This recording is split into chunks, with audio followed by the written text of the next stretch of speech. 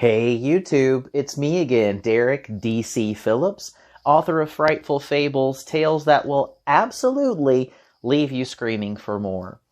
Now, speaking of screaming, I think I'm not alone in my excitement for Scream 6, which is confirmed to be filming this summer. Now, I think it's poetic how Scream really rejuvenated the waning slasher craze that Halloween sparked. We had the 70s and the 80s slashers that sort of fizzled out toward the end there. And then by the 90s, Scream relaunched everything, got that interest going again. And now, it's kind of funny because Halloween 2018 returned the favor. So now, Scream is in again. Pretty awesome. Now, I don't know about you. If you clicked this video, you, like me, were probably thrilled with the requel. I didn't go in with really any expectations. I think that's part of the commentary that the new Scream movie had to make. And I won't spoil anything in case you still haven't seen it. But it was good. Everything, all the elements were there that we look for. And this is my first official video on my channel, so I will tell you, I don't really talk about things I objectively don't like. So even in the movies that I'll touch on today, they're at least fun to watch. There's some redeeming entertainment value. I may make jokes, but it's all in good fun. So this video in particular is intended to feel like a light-hearted walk down memory lane or the horror aisle of Blockbuster, which for many of us are one and the same. All of the movies that we will talk about today were inspired by Scream. Some may call them ripoffs, but they came out around that era of late 90s, early 2000s, meta slashers. Now, I'm not going to be talking about movies that have become cult favorites. I absolutely adore Urban Legend, one of my absolute favorite movies of all time, Valentine, Cherry Falls, and of course, I Know What You Did Last Summer. If you've come to this channel, you're probably already familiar with those. And so, don't feel like I need to really go into a whole lot of detail there. Now, the movies that we talk about today also have to be inspired by Scream specifically. So there are other movies that came out in that late 90s, early 2000s era that tried to emulate other classic slashers. So I'm talking about movies like Campfire Tales. You'll probably notice that there were two distinct camps in the late 90s, early 2000s that either fell into a Scream clone category or an I Know What You Did clone category, sort of mirroring what happened in the 80s with the Halloween camp and the Friday the 13th camp. So the movies today were specifically influenced by Scream. We'll not be covering movies like Bloody Murder, Looking at You. Save that for another day. So these are all movies that really jumped out to me from the shelves of Blockbuster, okay? I'm sure so many of us loved the direct-to-video exploration on a Friday night. You get dropped off at Blockbuster and you get to really use your imagination and wonder, oh, that looks pretty cool. I wonder what's going on in that movie. So if there are any movies that you know for a fact I missed, please go down to the comments and let me know. I would love to check them out. I will say that this list is for the completists like me who feel like they've seen it all, but there just has to be something else out there that we know we've missed. There are a few movies that are honorable mentions that we won't go into today necessarily, but we might visit at another opportunity. I will say a few of these I came across later in life. Movies like Tuno Negro, which was essentially Spain's answer to Scream and all of the Scream wannabes. There are some other movies that I remember distinctly either renting from Blockbuster or that I wanted to rent, but I never got around to. So I definitely have some of these on my to-watch list. I remember one called Cutthroat. Does anybody remember that? Anybody have details out there? There were also a lot of one-word slashers like Ripper, Shredder, Anatomy, along those lines. And then a little later, there were a few like Cry Wolf. Those I feel like we're getting a little away from Scream. Those were already more, I guess, into the kind of teen thriller. Those had a moment there. But without further ado, let's get into my list of 6 slashers inspired by Scream. Number 6, Do You Wanna Know a Secret? As a tween, I spent hours scouring the shelves of any and all movie stores, rental, trade-in, otherwise, within a 40-minute radius. That only got worse as I got older and I had my own license and I had free reign. I'm sure many of you out there have memories of your video stores. In addition to Blockbuster, we had Hollywood Video, Video 120. I have so many memories because, you kind of eat through what the mainstream's got to offer for you, and you go out looking for more and more direct-to-video stuff, especially when Blockbuster started pretty much only stocking 40 copies of Titanic. What was that about? Anyway, I went looking for something to rent for a cousin's sleepover. Shout out to Sarah and Jessica. We've always loved horror movies together. They were not so much into the slashers, but they humored me because I was younger and annoying, and I really wanted to watch this movie. Now, as a young horror nerd who was so far in the closet, I didn't even realize it was a closet. I think the cover art here really spoke to me. We have a cloaked figure holding an axe, and we have Joseph Lawrence, who was fresh off a slasher streak, really following Urban Legend's Final Cut. But this one, all in all, it was full of spring break hijinks, some cheesy innuendos, badly frosted tips, contrived secrets from the past, and rampant red herrings. If you watch the trailer, you will see all of this, and you will say, wow, he really knew what he was talking about. There's also that gritty rock soundtrack that you could tell, wasn't like the real bands, but it was kind of Nickelback adjacent, I guess. Maybe some Tool in there. Anyway, it's on Prime if you want to check it out. I mean, like I said earlier, every movie we're going to talk about today has some kind of entertainment value. And I will also say, this is a case of the cover art being much more intriguing than the film itself. This one being kind of a cross between a Scream clone and an I Know What You Did Last Summer clone. It rides that fine line. Obviously, there's the whole secret situation in the title, the handwritten notes that show up.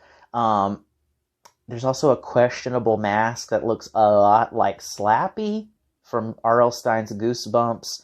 So, yeah, not quite what we signed up for, okay, when we saw the cover. All right, moving along to number 5. We've got School's Out from 1999. This one is so hard to find, and I am so upset. I had this one on DVD. I mentioned, the movie trade-in stores, Movie Stop, that used to exist as a companion to GameStop. Where are they now? Bring them back. Anyway, I had a copy, and again, being young and naive, I said, I'm going to trade this in and get something new next time. I should have hung on to it, because at this point, copies out there at a minimum are going for $30 on eBay, on Amazon, used, obviously. So if you're lucky enough to have a copy, hang on to it. Send it to me, please. Just kidding. But this one kind of lived up to the cover a little bit. It has a creepy, bloody face mask. And also, the killer has a pair of shears, which all solid slasher villains must have an iconic weapon and mask. Come on now. This was a German-made film released under the Fangoria brand. So, again, I'm not sure why it's so hard to find, but it is. You can find it out there, though. I will say, trying to find this, I couldn't rewatch it easily for the purpose of this video, but I do have memories of it that stand out in my head. When I do look at reviews online, the most recurring phrase or theme in the reviews is B-movie. So the plot involves these teens locked in with a killer. I imagine the filmmakers were inspired by the unintentionally hilarious Slaughter High, which is great. If you have not seen it, check it out. That film follows young adults who are at the very least in their early 40s, returning to a school reunion, which is supposed to only, they're not that fresh out of school here, only to be stalked by the guy in a jester outfit who they bullied literally out of his mind. And looking at the cover here, you can tell, I think, even the outfit, there was some inspiration there. Looking into this online, it does look like Schools Out had a sequel, alternately titled Island of Fear, which features a creepy nun on the cover, but it was apparently never distributed in the US, and I really can't find that much about it other than an 8-minute clip on YouTube. So if you can find it out there, either the first one or the sequel, let me know. I would love to hear your thoughts on that. I think I'm going to have to do a separate video on Slaughter High. It's just so good. And coming in at number 4, we are really counting them down at this point. We've got a movie called Final Stab. Now, this one started out kind of promising. I will say that when you saw a video cover at the video rental store that was almost too good, you kind of knew that it was too good to be true, but you still wanted to give it a shot, even if it was for, just a fun time with your friends. I will say we have a very creepy mask here, although a bit too on the nose. I really liked the mask from Schools Out because it's so open to interpretation, I guess. There's not a lot of facial expression. It's sort of a Michael Myers quality that made it creepy. This one kind of comes off as something that maybe we found at the Party City discount rack. Not necessarily a bad thing, but, you could tell this was pretty much pulled off the rack and we're good to go. Let's make the movie. I will say being too on the nose might be sort of appropriate, considering that this one is about as on the nose as they come in terms of a direct attempt to copy the formula of Scream. It is in some markets, or was also alternately referred to as Final Scream. Wow. So the filmmakers actually hoped audiences would mistake this for a 4th Scream installment until Dimension shut that down. So you can tell, all the covers of poster art from this time had the teens sort of brooding, staring at you from their nice quadruple arrangement, or their quintet, if you will, with the killer lurking behind them. So, yeah, I could see where that could be confusing if you picked this one up by mistake, or maybe, you asked your mom to run in and rent a movie for you, and, honey, I found a new Scream movie. Not quite. So, Scream, of course, had the iconic meta angle going for it, which spawned that Stab franchise within a franchise setup that has carried on through all of the sequels. And this movie feels like what we might get in an actual Stab movie. So it's peak Scream copycat. A movie like this is to Scream as Final Exam was to Halloween. Think about it. But I digress. This movie also gives us a vaguely familiar-looking cast. Is that Molly Ringwald? No. Is that Freddie Prinze Jr.? Not quite. Lily Sobieski? Guess again. So, anyway, this one involves somewhat of an April Fool's Day style twist. In fact, the tagline of this movie is, "The reality of this game, ... is murder." Speaking of Molly Ringwald, she actually is in this movie alongside Kylie Minogue. And this movie, Cut, came out in 2000. So Kylie Minogue is probably the reason that I even rented this. In addition, again, to the creepy cover art, I will say that Kylie Minogue, if you recall, was having quite a moment at the time as this was being marketed. Cut is available on Amazon Prime. I did not realize this one is actually, some of these are easier to find than others and watch. So this one is, out there. I will say this one followed the trend of taking on a meta filmmaking angle. Quite a few movies at this time kind of had that going for them.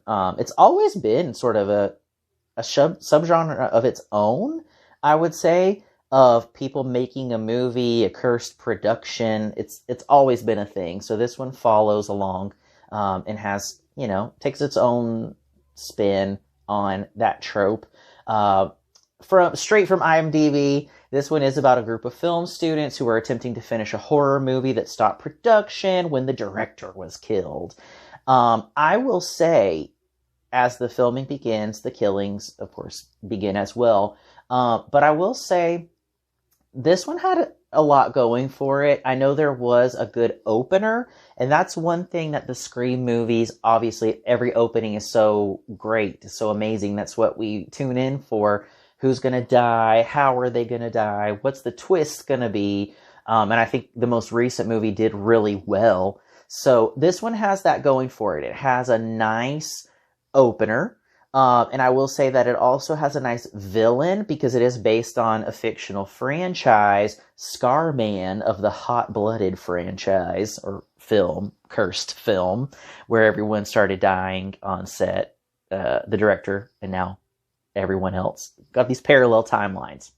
There is an iconic weapon and there is an iconic mask, thanks to the fact that this is based on a fictional film that's being made. Now, what I think is funny is that I have found two extremely distinct cover art versions. I think the producers probably wanted to rebrand somewhere down the line. So this is listed as horror comedy on IMDb, but at the time they definitely wanted to sell it as an Australian produced answer to Scream. I'm more than sure of that.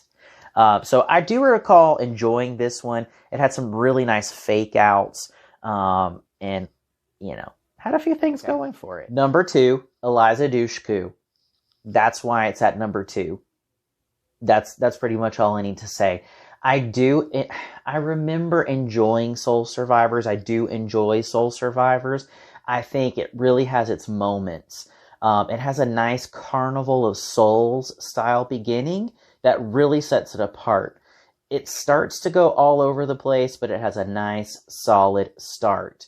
If you have not ever seen Carnival of Souls, it will give you nightmares. Please check it out. I don't like to hype movies up too much because I don't want to get anybody's expectations up too high, but this one is terrifying. Part of the Criterion Collection, check it out. So Elijah Dushku's character survives a car crash, and from there things start to get kind of convoluted, but will still hold the viewer's attention. So that's, again, why it's so far up the list. I loved True Calling around this time. Again, Elijah Dushku was another person having a real moment. I would love to see her in more stuff these days. Let's throw her in the new Scream movie. Why not? I will say that at first I sort of hesitated adding this to a Scream-inspired list because I think that's where the disappointment in this film kind of lies. It isn't really a Scream clone, but it was marketed that way. So, that's why the expectation is there. But it is fun in its own right, and it did attempt to capitalize on that wave. This one also has kind of, veers, I guess, a little closer to a Final Destination, almost. Could go either way. We've got cool goth rave vibes and scenes. What's interesting is that in some places it's listed as PG-13, and in others it's listed as R. Not that that's a big deal. I mean, I'm an adult, but just curious if anybody knows why that is. Last, but certainly not least, we have Clown at Midnight. It is available free to watch on Tubi. It came out in 1999, so it was one of those early adopters. They really took the trope. I guess the directors of this movie and producers, writers, the whole crew saw that this was going to really be the next trend, and they hopped all the way on it. I cannot speak highly enough of Clown at Midnight. It has this gothic, melodramatic tone that I think is missing from the other movies on this list.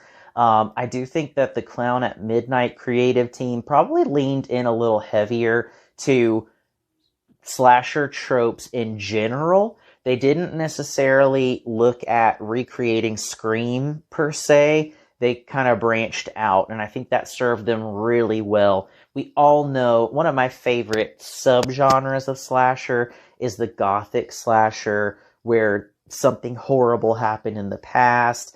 There's a little element of history to it. The characters, past and present, love it, love it, love it, love it. I will also say another thing that this movie has going for it is the clown. I promise he does not look as much like Pennywise in the movie as he does in the poster. But the clown, I think, is a really great touch because, you know, I think people shy away from clowns in horror because the clowns that exist in horror are already so well known. You know, you got your Pennywise, so I can't even compete. But I think what they do here is really nicely done. That sounded redundant.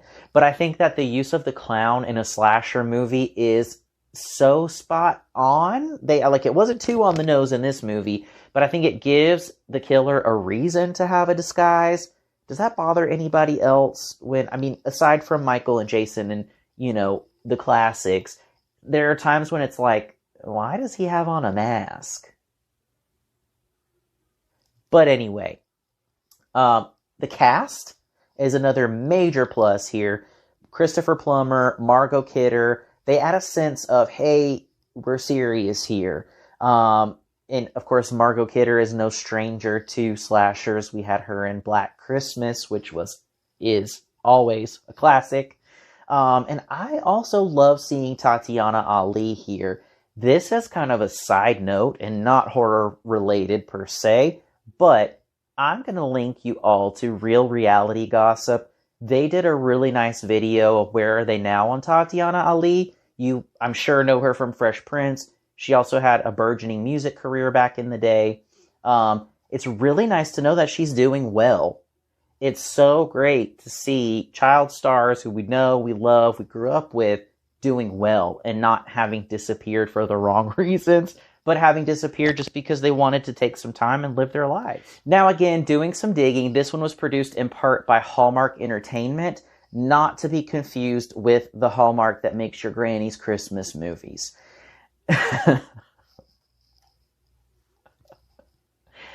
No, in this film, our heroine attempts to restore the opera house where her mother, an actress, was murdered by her Pagliacci co-star. Kate, again, that's our heroine, recruits her teen friends to help, and they are systematically stalked and killed by a clown. Could it be the same clown who butchered her mother? You'll have to watch to find out. But what's really nice here is that there is that whodunit element that is well done here. So out of the lot, this one has to be the most memorable for me. I've got a question for you. Do you remember these movies? Did you see them when they came out? Did you check them out later on when you found them by happenstance on a streaming service? Let me know, and also drop down to the comments. The reason I make these videos is really to connect. So let's connect. Tell me what you are watching or what you might recommend for me or for anyone else. That's what we're all here for, right? Until next time.